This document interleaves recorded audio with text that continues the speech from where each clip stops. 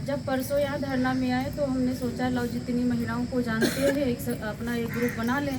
परिचित में तो उनसे 30-40 महिलाओं का मैंने ग्रुप बनाया और कुछ लोगों को जो ज़्यादा खास मित्र थी उनको फ़ोन किया।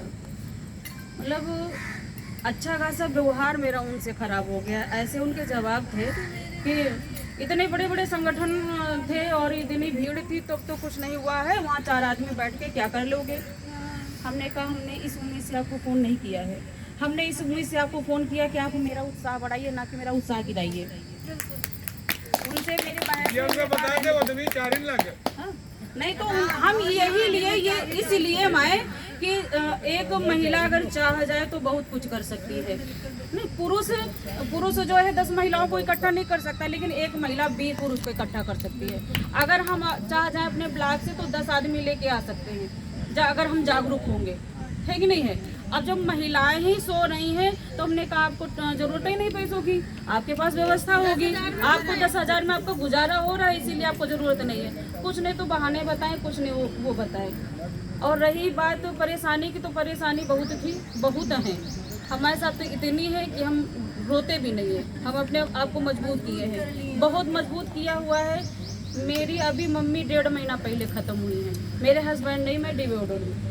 मेरी मम्मी का सहारा था, उनकी वजह से मेरा घर चलता था।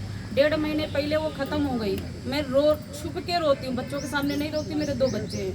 वो मेरा बच्चा जब जान रहा है कि मम्मी परेशान है तो वो कोचिंग पढ़ाने लगा है। तो रोइए ना, हिम्मत रखिए। ईश्वर इतना निष्ठुर नहीं है कि वो नहीं सुनेगा तो हम स्वयं उसके सामने जाके मंदिर में सुसाइड करेंगे कि हम तुम्हारे लिए मर रहे हैं। क्योंकि जब हिम्मत टूट जाएगी तो क्या करेंगे।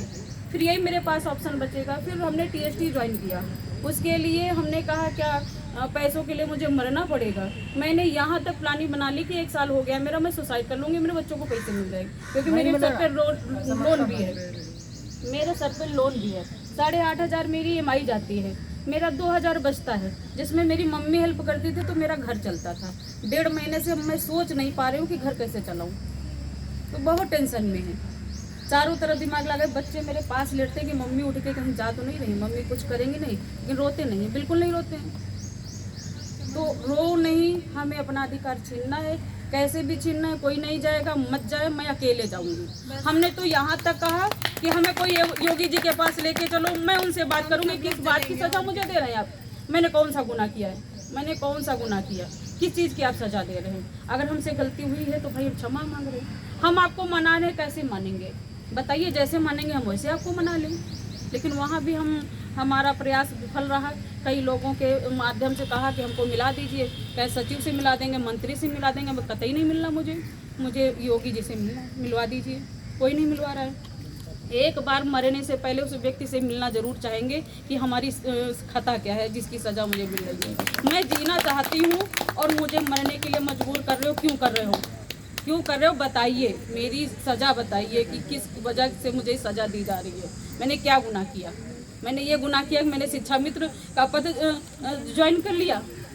मैंने उन गरीब बच्चों को छोटे से तुम्हारे अल्प मानदेय से मैंने उन बच्चों का भविष्य बनाया। हम तो चुनौती देते हैं, अपने BSA से भी लड़ चुके हैं, हम अपने SDI से भी लड़ चुके हैं। प्रेजेंट टाइम में SDI से लड़े, चुनौती दे के कार्य करते हैं। वहाँ आप में दम हो तो आइए, मेरा विद्यालय चेक करिए।